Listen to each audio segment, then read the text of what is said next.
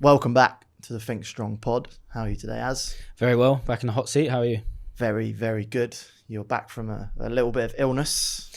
Yeah, second worst sickness I'm going to say since being in Bali from 2 years. Second to dengue. I don't know how to describe it, but just an unbelievably poor ability to control my body's temperature, which is the main thing. Just sitting there in probably 30-degree heat, 100% humidity, and all of a sudden feeling absolutely freezing and having to put clothes on. Always Lovely. a good sign. Yeah, always good when you're in that temperature already. Yeah. One thing that's really getting on my tits recently is people blaming their behaviour on their star sign. Like, oh, I can't help it. It's the Scorpio in me. It's like, no, you're just a prick. You're just refusing to address something. Yeah, take ownership of your own actions. See it on Instagram all the time. Yeah, and I think people are so easy to or willing to commit these things which they think are immutable characteristic traits, and in reality it's like, no, the way you squat is not down to your star sign. It's it's comprised of a lot of different things, but like you could apply yourself, and like we're lucky because we see a lot of alchemy, I suppose, don't we? See a lot of change in people, whether it's clients or ourselves or just people in our immediate circle, because a lot of people are involved with training and that's our craft at the end of the day. So we see that people can change just through a fairly minimal bit of application a lot of the time. But yeah, sometimes people aren't willing to do that, or it becomes funny. That's when it becomes funny, is when people don't recognize that it is possible, and they don't recognize the things that can actually change as well. Yeah, that's a classic. There's always like one thing they do that's their downfall continually, and then they'll be like, oh yeah, it's just the Aries in me. Or it's like, fuck off. Yeah, just change your behavior like a normal human being. Yeah, or just stay the same and continue being a piece of shit. Anyway, rant over. Some common themes that we're seeing at the minute, kind of in the fitness industry, especially in our space, like plyometrics is kind of continuing to blow up, which like is good, I think. But then people argue on the internet about what is good and what is not, when I think like the variation of like what plyometrics are and when they're needed is so broad that even doing something, and we'll get into like how it could help functionally as well a little bit later, but what's your opinion on the kind of rise of plyometrics more so now? I mean, it's something that me and you have always done, so I think net positive. It has to be a net positive, because if more people are doing it, then it has to be, because I don't think that it's high enough like danger to cause anyone any real issues. There is potential there, of course, but the more you're doing it, the less likely you're going to be injured by it as well. Then you've got to look at the context of it. A lot of the time it's being used probably in the wrong context for the benefit that would really help people. Obviously, where we're seeing it most, probably in the high rocks space, and those types of plyometrics are maybe being contorted a little bit to become this like test of endurance, when in reality, like we would know from like a field sport background, plyometrics are one of the best things for building a bit more tolerance, durability, and from a bit more of a strength perspective, an ability to handle higher exertions, which would then feed into like your durability, your tolerance downstream from that, as opposed to this thing where maybe from the CrossFit world, like we use plyometrics, but in a different context, more so as like a test of endurance and how you can move your body in a different way. That gets contorted and becomes the training methodology, when in reality it's a different end of the spectrum where you need to be attacking it from to get that absolute best benefit from it. Yeah, I think that's true. And some good spaces we're seeing it in is more weightlifting coaches getting it in more so as well. But then there's like the other end, like you're saying, people are also just doing like plyometric training and like not really doing strength training or anything with it as well. It's kind of like these crazes that people get into, right? We spoke a bit about like the functional guy, whatever his name is. But it's like when people just go and die on one hill, they'll be like, oh, plyometrics are amazing, I just do that, or I just do calisthenics, or I just do kettlebell training. I think we've seen it a few times in the gym. There'll be like the football guy who comes in and like dribbles a football between his sets and then just does plyometrics for a whole session. Yeah. And there's like big components of overall power development and things which are left out from plyometrics. Plyometrics are great, but they have somewhat of a lifespan even within your session, and it's okay, time to move on and build some other qualities that contribute to being powerful, which is ultimately what you're trying to achieve. Yeah. We know that strength times speed equals power, but people are very willing to leave out the bits that maybe don't appeal to them quite so much, and focus purely on hopping around, which, like we said, very good in a certain context, but gets to a point where it's diminishing returns. Yeah, and I think like understanding where you should start with plyometrics and where you can go to, it's the same thing, right? It's like how you progress something is really important, but then when you get to that top point, it's like you don't just stay there. You come back down that continuum and then back up it, just like you would in any like strength protocol or any kind of like even hypertrophy protocol, so to speak. Like you're not always going to train at like 0 reps in reserve. You're not always going to train at higher percentages just because you've built the base to get there. And it's the same with plyometrics. Like, and I think that's what you see more so in the high rock stuff, like you're talking about. People are kind of disregarding the start to middle phase, and they're just doing what you would call like maybe higher level, higher intensity plyometrics.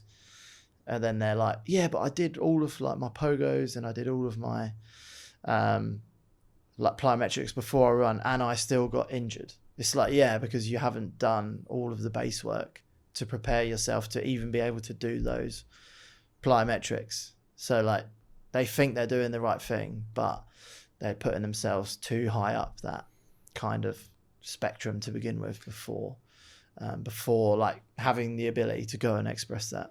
Yeah, it is quite a fine line in terms of the nuance between like just being able to hop on one leg or whatever it may be versus actually being able to perform something so well that you can build progressions into it and deal with like such a high exertion after a certain period of time. And yeah, like I said, that's when people run into issues. But I think a good question for you as well would be how would you say your perception of plyometrics has changed from like your base level understanding of it until now?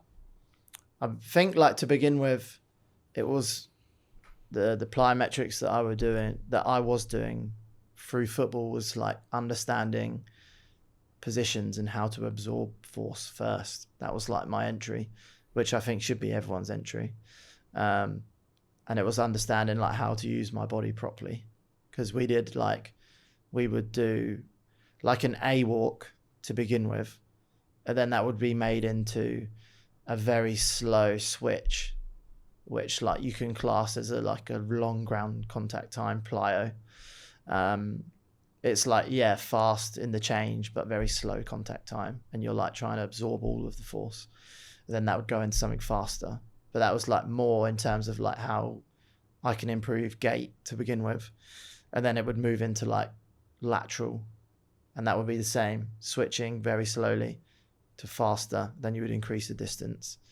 But still it would be like absorb, stand, go again, absorb, stand, before I got anywhere near expressing like a fast like contact time. More so it was like all to do with sprint speed and expressing high force, but all of it to begin with was like absorbing. That's really interesting. I did a coach's PD on this with our team like probably over a year ago, and I was like, what should be the first phase? And like nobody got it. Nobody got like force absorption. And that just like goes to show that everything that you see is kind of past that. Everything you see on social media, Instagram, whatever it might be, YouTube, no one really does like snap downs and like depth drops and stuff like that. So yeah, my perception hasn't really changed, to be honest. Like, I think it's great what we're seeing now, but I also am really lucky to have had the guy that introduced me to that when I was younger, in the right way. Yeah, what would you? Yeah, similar, to be honest. Like, first exposure ever to plyometrics was just like max effort box jumps, getting as high as possible. And there's arguments to that as to whether that's actually like the most valuable type of plyometric you can be doing, because there's not a great deal of repetitive repeating. People argue that as well, right? They're like, oh, it's not plyometrics. Yeah, and there's no ground contact time if you're just jumping from a static position. But anyway, that was the first exposure to it. Then started to understand the fact that absorbing was incredibly important, and then very quickly into absorbing and re-exerting, and trying to just keep a real the least amount of ground contact time as possible. And things were based around that high exertion and pretty much it. Like, we would do a little bit of lateral work as well, a good amount of like broad jumps as well. We were experiencing slightly different planes of movement, not just jumping up, jumping forwards as well, but all kind of centered around that very similar, almost one-dimensional approach to kind of just max effort, and that being a really nice way to start your session, and that was it. And obviously there is nothing wrong with that, providing you have done the kind of absorption and the prep work to be able to deal with that. But as my kind of understanding of plyos developed, kind of went down the route of weightlifting a bit more, and with that came an understanding of deep tier stuff a little bit. Yeah. And that was very, very interesting too, and about using like varying efforts to achieve a slightly different outcome. I think it's like the deep tier stuff is so good for weightlifting. Yeah. I use it all the time in warm-ups at the gym, just to get people in like deep joint angles. Yeah. And like feeling really, really warm, because like there's so much that you can play with, right? Like wide stance, close stance, normal stance. And that's a big part of it, is being playful with it, and like being, when you do have such a low output, you can afford to do these different things, and then all of a sudden you go and do an air squat or something after that, and you'll be like, oh, feels great. Yeah, it feels amazing. Even like offset stuff. Yeah. Do you know what I mean? Like doing deep tier stuff, but maybe you have one foot elevated slightly on a plate. Obviously that's not too big. Instead of just being so one-dimensional, you can play around with it. Front foot elevated, like takes a little bit of stress out of the front leg, and just play around with it. It's amazing, like how 5 minutes of like low effort deep tier work can make you feel fucking amazing going into another movement. Yeah, and again, like with it being a bit of a spectrum, you can build into higher force outputs throughout as well, to prep you even more so for the demands of volley lifting. So that was the direction I took from the weightlifting standpoint, and then more so recently getting into a bit more kind of continuous work.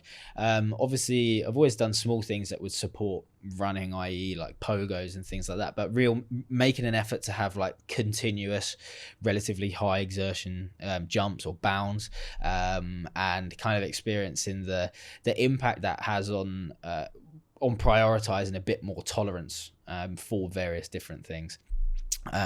Obviously when we're doing plyometrics in this kind of endurance based format and things like CrossFit, whether it's double unders or box jump overs, burpee box jump overs, that kind of thing, it is essentially the lowest possible exertion just to get you through that movement, but supporting that with a bit more durability work, likewise supporting your running with a bit more of that kind of durability tolerance work. I think there's benefits to be had there as well.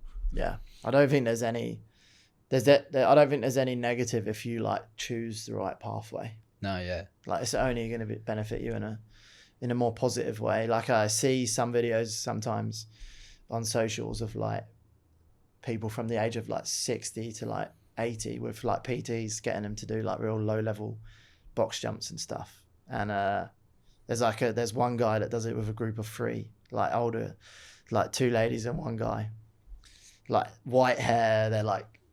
They've got to be like in their 70s, and they're doing like these little box jumps, and they're like getting pumped up after like doing it. It's so good to see. Yeah. Because like you can become so fragile if you step away from moving your body. I think we spoke about it before, but it's like, what is longevity really? And the main kind of things that that signal longevity are these athletic qualities a lot of the time, like your ability to get up, move, be agile, like perform some tasks which sometimes do resemble like athleticism, just scaled all the way down. And Pilates, yoga, and hot sauna breathwork sessions like are not really going to support that athleticism when it's going to tail off anyway. Like if you want to buy as much time as you can and be as athletic as you can in your older age, like prioritizing athletic things are going to be what helps. It's so important. Like I coached weightlifting in where was I? Thailand. Fucking forgot where I was. Thailand, like a few weeks ago, and we did some line drills like karaoke where you just cross over your feet, and like seeing people that are like similar age to me or younger not being able to do that is like mind blowing. Yeah. In a weightlifting setting where like you should be able to move your body and coordinate your mind. I would do like a right knee raise, like a high knee into a heel flick, and like people not even being able to coordinate like knee up, heel up, knee up, heel up. It's like, even that from a coordination standpoint, it's like, what are you going to do if you ever get in trouble? Just fucking fall on the floor and give up. Yeah. Do you know what I mean? It's like, you should be able to coordinate your body. Comes back to a bit of general physical preparedness, doesn't it? Yeah. Like, I think people don't do like balance drills. They don't do just like anything like that anymore. Yeah. Yeah. And one really cool thing with plyometrics that I try and do on like when we have a shoulder to overhead day is also like incorporate some upper body stuff as well. Because I think it can be, when people think plyometrics, they think leaps, pogos, bounds, jumps, and they don't think about the upper body as well. And for CrossFit especially, it can be like really beneficial. Things like tool plank, up downs on a plate, moving sideways, whatever it might be, plyometric push up, drop catch, things like that. Just to stimulate that kind of similar speed effect. Slow contacts, fast contacts. Could even be like a tool plank shoulder tap. Do you know what I mean? Increasing the intensity. That stuff doesn't really get used a lot, but I did a course with one guy and he was great, and we did loads of that stuff. And it feels same as like what you're getting at with like the deep tier stuff. Making an air squat feel good. Like if you want to like do bench, strict press, push jerk, push press, whatever it might be, it'll feel loads better getting your upper body prepped as well. Yeah, no, for sure. Something that was like a mainstay, and I will still program it a lot if I've got someone on board who is like still playing rugby, is like a ballistic landmine press.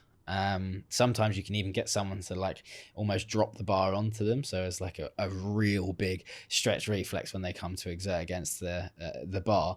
But really low, not loading it up, but loading your body up and having like a medium weight on the bar, so you can get that same experience, that same stimulus with the upper body that you would do with like a plyometric with the lower body can be really good. And obviously for your handoff in rugby and for getting used to those explosive efforts which are undoubtedly gonna come and are gonna arise, absolutely perfect for something like that. Yeah. And even in like CrossFit, if you look at like a wall walk, you're like stabilizing the shoulder but in a like a chaotic environment, because you could potentially slip on sweat, like the floor might not be even in a gym. And that was one thing that he was getting at a lot.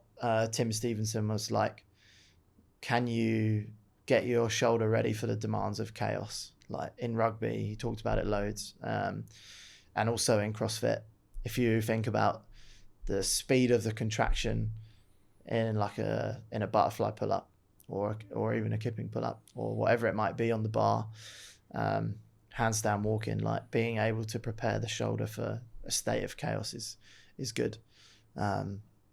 He would like do the upper body plyos, then would use rings a lot for prep work. Obviously like an unstable object, and the shoulder needs to be ready for that like chaotic environment as well. So it's just a little bit of insight into what people could potentially do in a warm-up continuum there for like an upper body day. Could be like upper body plyos, some ring work, and then go into whatever it might be. Yeah, that's interesting. I hear a lot of talk about people saying that stabilization isn't always like the best way to describe it, because it's like so difficult to like really pinpoint what's actually going on.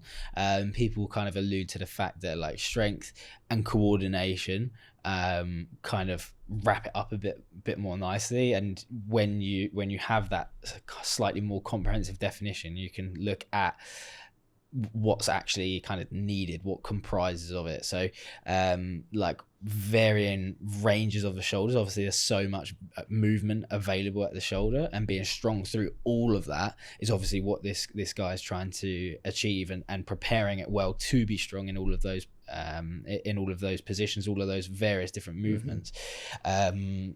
Plenty of opportunity for things to go wrong, so preparing for that in a way which is complementing as much as possible is only going to be complemented by those chaotic things, by experiencing as many different things as you can, almost, rather than just that like external rotation with a dumbbell. And then I mean, it just goes back to GPP.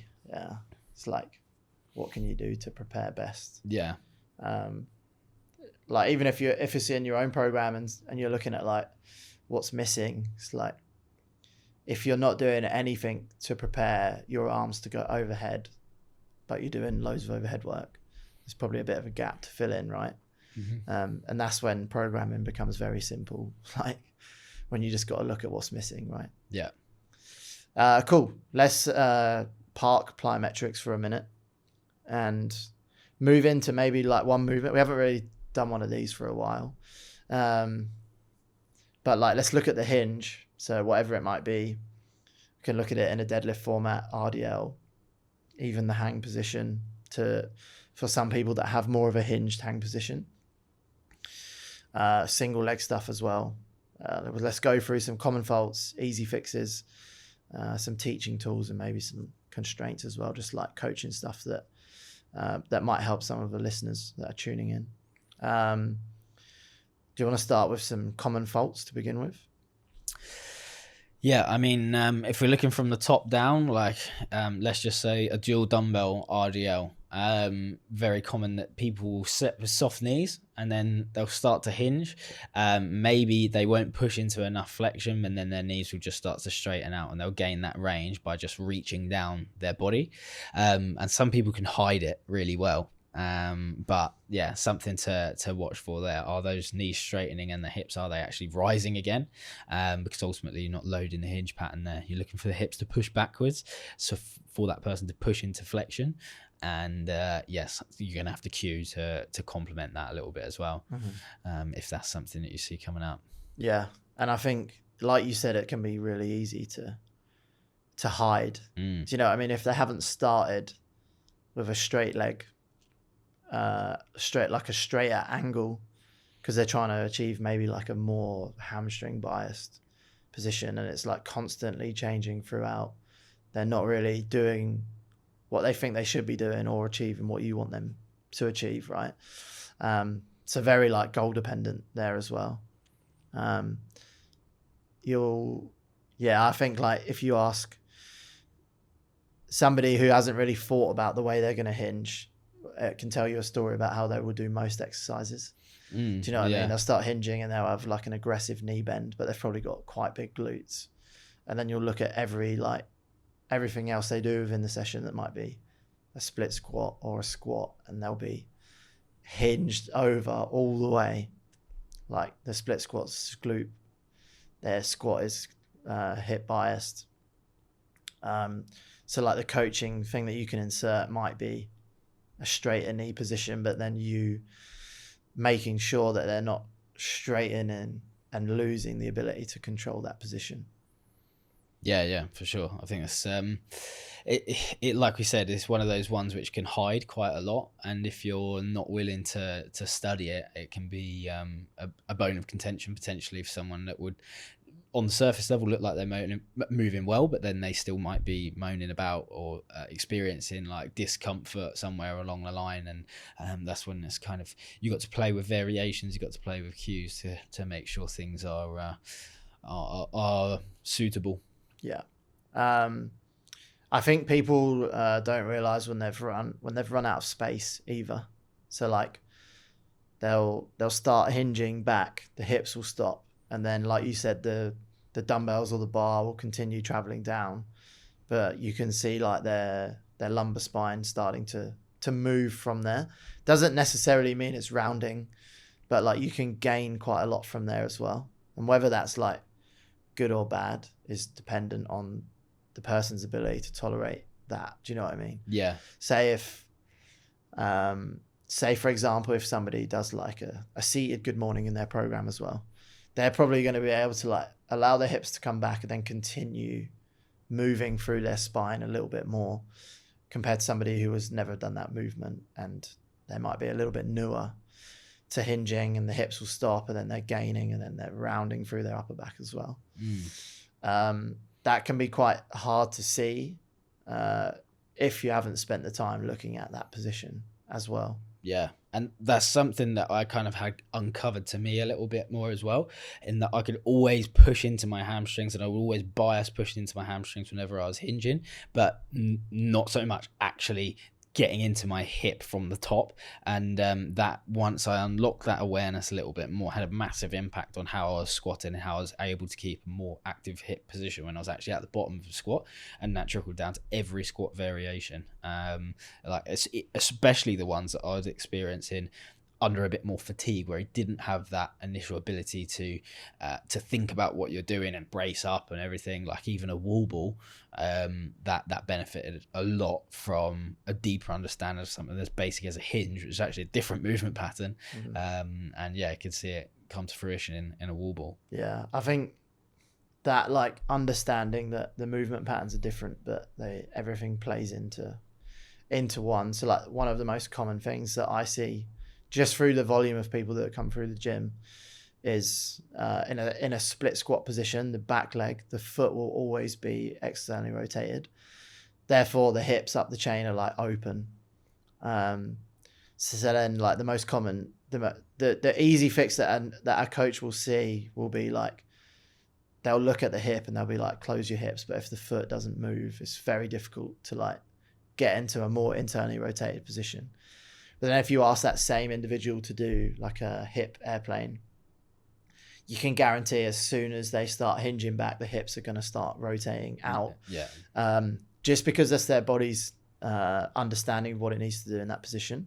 But then when you get them to like try and turn the pelvis on top of the femur of the standing leg, it will be very difficult for them to do that. But that movement in isolation is very good for that person to do, because they can improve that internal rotation. Yeah. And there'll probably be a lot of strength benefit to come from that as well. Yeah. Yeah. Yeah, loads. They'll be able to even load it up over time and improve that position. Then when they go back to the split squat, it should start helping in there as well, as long as they're getting their setup right. I mean, like looking at the foot is quite a big one. Yeah. People will either roll onto like the outside of their feet. Usually people with like higher arches. That could be the arch position, could be having their feet too close. For somebody with like in a flat-footed position, they might be in that like internally rotated position already, and getting them to kind of like try and stabilize as they push their hips back is something to look at as well. And I think it's very important to try and see the difference there. Flat shoes and socks is great for hinging. I mean, you see it all the time, people in runners. Yeah. You can obviously do stuff in runners, but beneficial is going to be not having them on and having some good contact with the ground. Yeah, I definitely agree with that. And I think that having that active foot and a strong connection to the ground can have a real good benefit structurally overall as well. Like, yes, you are training your posterior chain, you're learning how to access different movement patterns with better quality. Hopefully that's the goal anyway, but also structurally, and where you're setting up to be able to achieve that active position to then have the impact on your posterior chain can have a massive knock-on effect to strengthen your feet in that position, to strengthen ultimately the way you walk, the way you move, the way you run even. And that's something, again, I've seen as using myself as a bit of an experiment. Like when I first started training with bare feet the whole time at home, don't worry, not in someone else's gym, made a massive impact, and I could feel the impact on like when I would go and do rugby training, when I was going run, when I'd go and do these various different sporting things, that how this impact of just having a more in-depth awareness of how I was applying my feet, and obviously that carried over to other things as well, but the smallest details can have the biggest impacts, for multiple different things. I think the ground, starting from there, is so important for most people, like, and for like a coach listening to this, if you don't get that right, you're pretty much fucked all the way up, because like if you can't understand where you need to produce force or pressure, the understanding like where that's going up the chain is kind of lost. And understanding the changes as the movement goes on as well. Understanding like, you're going to feel your weight shift back into your heels a little bit, but that's not an automatic pass to lift your toes and show me the fucking bottoms of your feet. It's like, you need to understand that's going to be an experience. It's a sensation, but you need to ride that and continue to apply flat foot pressure. And that context is so important, right? You wouldn't like tell, like in weightlifting, you're moving through the same pattern, so to speak, and the same foot pressure change, but you would never cue someone to lift their toes up. Do you know what I mean? It's the same thing. You're trying to jump the barbell as hard and as high as you can with maximum force, keeping your foot flat on the floor. And like, it doesn't change like in any movement. Do you know what I mean? Even when you're squatting, it's like, you're not going to squat with your toes up in the air. So like, why would you do it in an RDL? Exactly. Yeah, it's not like, okay, when you apply your big toe into the ground and apply force there, it's going to be a trigger for your posterior chain to work. So we're going to lift our toes and slam them into the floor. It's like, can you imagine if that was a thing? I'm glad that it's not something that's come out of a Bondi influencer gym so far. Maybe we'll be surprised. Some easy fixes like shoes off. Ask people where they can feel the movement, and they'll tell you, in my hands, because I'm holding a bar. But classic. Also, well, this is not necessarily looking at the hinge, but kind of applies as well. If you're looking at a conventional deadlift, you get people which be like, I can't feel X, Y, Z, something's not happening. And I've seen people with pull out all stops, and it's like, okay, we're going to correct this with this primer, this movement pattern, this thing. I'm going to put a band on your big toe. I'm going to be pulling it against you the whole time. It's like, fucking hell. Maybe if you had a bit of a better understanding of what you're trying to achieve and what that should feel like as you're initiating, you're not going to need all that stuff. And I had that exact experience with it wasn't actually my client. It was a younger lad helping out a client or member from the gym that was struggling with something, and like, he was doing what he thought was right, but it was like, pull it back and understand the movement a little bit, understand what it needs to feel like, and then sure enough, you will feel what the goal is. I think she was saying something like she couldn't feel her glutes or something, but another story for that. But a case of coordination, understanding the movement was going to take you just as far as the primer or the corrective work sometimes. It's so important. Understanding the basic fundamentals of how it should be performed or executed, right? It's like, people can be in a great position, but the execution of the movement is so important. Yeah, and I think that's something that Ollie lifting probably like subconsciously does for people. It's like, we know that we have to improve these positions, and that downstream of that will come better activation of something else. Like, we kind of know that the next position or the goal position is going to complement whatever it needs to get us that result. And maybe kind of more basic functional fitness coaches might be able to take a bit more from that world and understand that prioritizing the position or prioritizing the movement will have the knock-on effect on the working muscles, rather than this perpetual need to chase whatever the surface level goal is, whether it is a muscle group. Yeah, I think like probably the biggest takeaway for someone listening to this would be like, if you learn how to squat and deadlift, you can take it into any other movement within fitness that is a variation of that, and it's the same principles. You're just using like a different method to achieve like the goal or variation, right? It's like if you can learn how to hinge properly by applying force into the ground and understanding what the knee angle is giving you, the hip angle, and what the back's doing. Doesn't matter what like hinge variation you do, the principle is always going to be the same. And the same for a squat as well. It's like understand the difference between the two different squat variations. High bar, low bar, what does that do for you? And then it's exactly the same in a split position. Like low bars, the torso angle replicates what a glute biased position would be. And then the same as a high bar, it's the same if you're trying to hit your quad in a split squat position. There's also nothing wrong with doing a normal split squat where you use both quad and glute. Yeah. Which I think is getting kind of lost a little bit as well. I always get that question like, well, what's the bias? I'm like, it's neutral. Yeah. The bias is a single leg exercise, which like nice is and neutral. Fucking one of the best movements you can do. Yeah. Like a normal split squat. Do you know what I mean? Just like being able to use equally your front leg and back leg is such a good movement. It's so underrated in my opinion. Yeah. It's funny. It's just like everyone wants to be one side or the other, right? Yeah. And they'll be like, no, I don't want to use my quads. So, yeah, but that's why your squat's so shit. Yeah. Because you can't use them. A good example of kind of what we've just been talking about in prioritizing the pattern is Alana, who you used to work with and who's my client at the moment. We've spent over a year now literally working on the pattern for her squats, and she's a taller girl, she's a taller athlete, and back squats in particular, and squatting in general really has always proved an issue for her.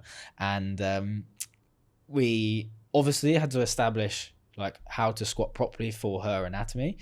And then it was a case of, okay, we're going to strengthen this position. It wasn't like, we're going to give you this drill, we're going to give you this drill, we're going to come away from squatting entirely and just do fucking leg extensions or whatever it is. And she was saying that she'd really been through the ringer with those. And then now, a year on, to be honest, we started seeing the results of it maybe 9 or 10 months directly. Her Olympic lifts, her snatching, Olympic lifts obviously includes snatching, but I mean cleans and snatches look completely different as a result of her ability to now squat properly. Mm-hmm. And it wasn't that her technique was particularly lagging. Like, yes, we've been tightening things up as we go, but so much of that is such a low-hanging fruit, which is hard to pick if you want to continue the metaphor, but of improving that squat pattern and the movement pattern in general can have such a big impact. Yeah, it's so important. Like for me, what's frustrating about coaching weightlifting in a transient destination is that people don't even have the ability to like understand how to squat fundamentally, like how to hold a barbell in the front rack position. It's like,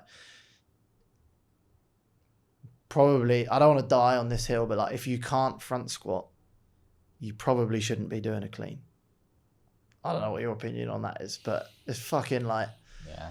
Do you know what I mean? If you can't hold a barbell in the front rack position with your elbows even the slightest bit in front, you probably shouldn't be adding any speed to that movement. But people overlook that fundamental so much, right? They're like, yeah, I want to do CrossFit. It's like, cool. Let's learn how to hold the bar in the front rack position first. You don't have the lat flexibility. You don't have enough external rotation at the shoulder. You can't flex your wrists. You're crying because it hurts your wrist and it hurts your fingertips because you're holding the bar.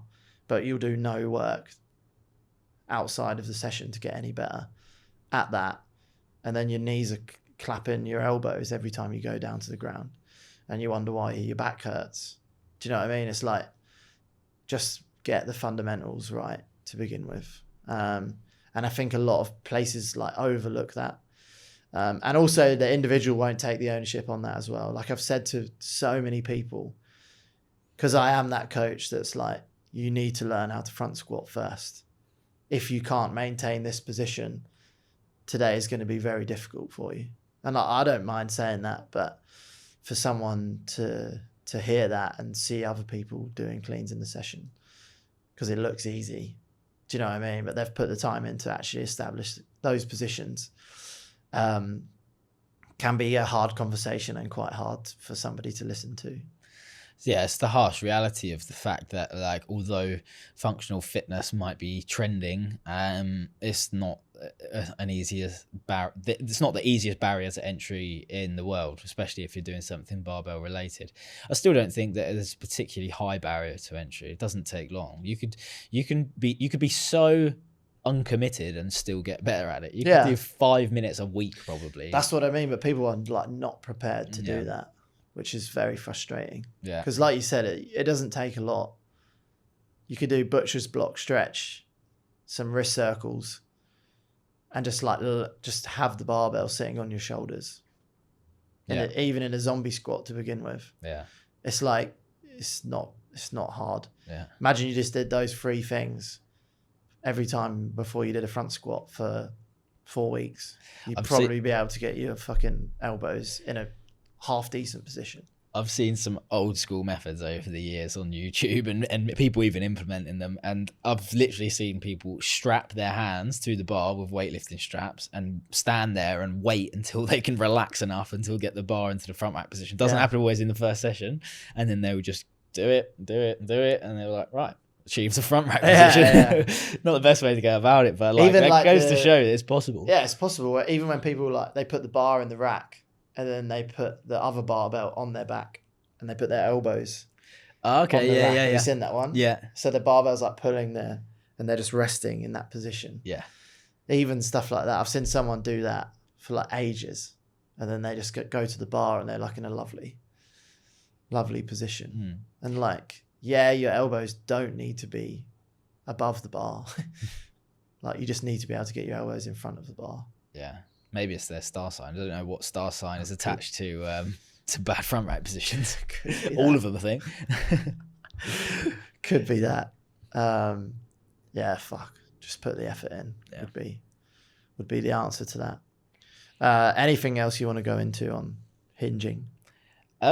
No, it was a good mini breakdown. I do enjoy these mini breakdowns when we get into them every now and again. Yeah. Good to chat full coaching for a while. Yeah, I think like with the hinge as well, like if you're a newer coach, you'll try and die on the hill in one session how to teach someone how to do it when like it takes a lot longer. If they just listen to like all of the stuff that we've just been through.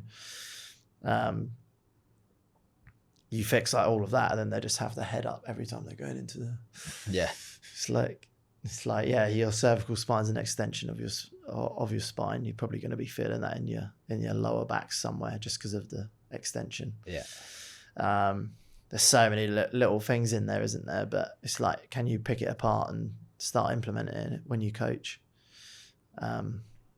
Easy things that people miss when maybe delivering a class or delivering online coaching or lack of, so to speak. Yeah, very do you know true what I mean? Well, yeah. Cool. Maybe let's wrap that episode up.